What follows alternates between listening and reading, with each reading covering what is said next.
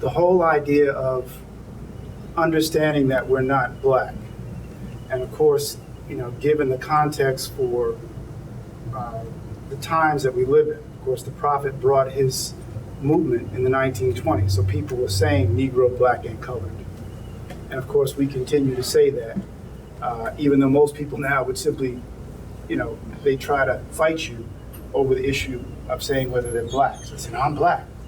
Some may say they're African American, and as I'll often say, that's okay because you're moving away from the problem with associating yourself with black, because black is not a nationality. But in fact, African is not a nationality either, but at least it's getting you out from under the legal and spiritual weight of what black entails.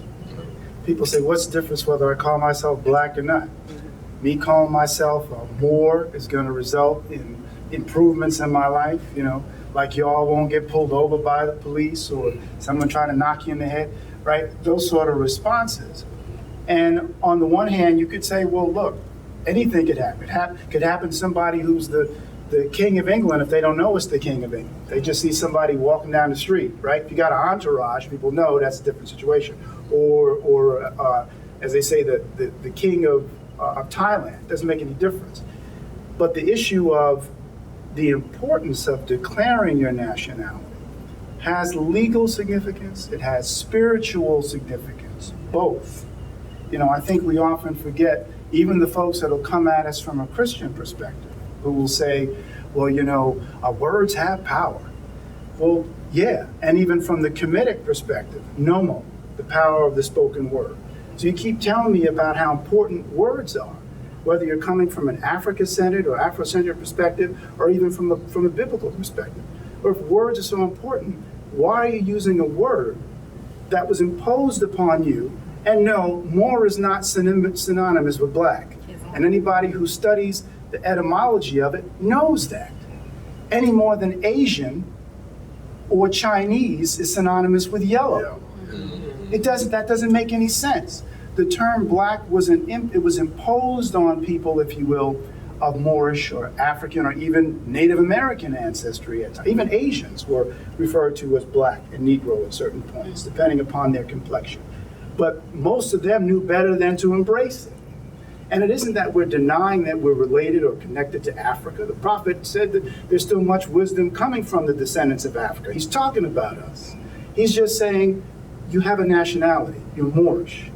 And the bottom line is, this is a nation, a democratic republic, that said if you're going to be covered, you have to be a national.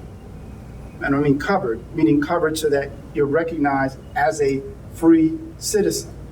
The term black was never recognized as a nationality, nor was colored, nor was Negro. That's why you have examples of people who were from other countries that were not European, who were still recognized under the law essentially as being white, meaning they had full citizenship rights, regardless of the fact that they weren't European.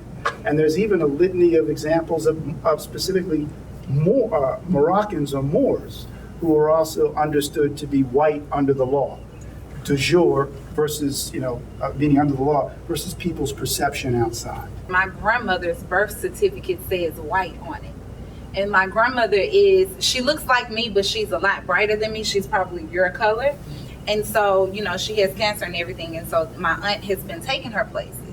And I kind of told my aunt, because when she told me, she had never recognized. And she said the doctor told her, she said, are you her daughter? And she was like, yeah. She says, are you white? She said, no, my mother and I are not white. She says, well, her birth certificate says that she's white here. And my aunt was like, no, she's black. You need to change that. I say, Auntie, why would you do that? Because Auntie does not understand the significance. Exactly. And even with me trying to explain to her and to give her examples and to show her that this is why it's important, the fact that it was even relevant to that doctor in that moment should have told you, okay, something goes with this, something about this. Where was she born? She was born here in Texas. She was born in this town called Jamestown, right in between Jasper and Newton.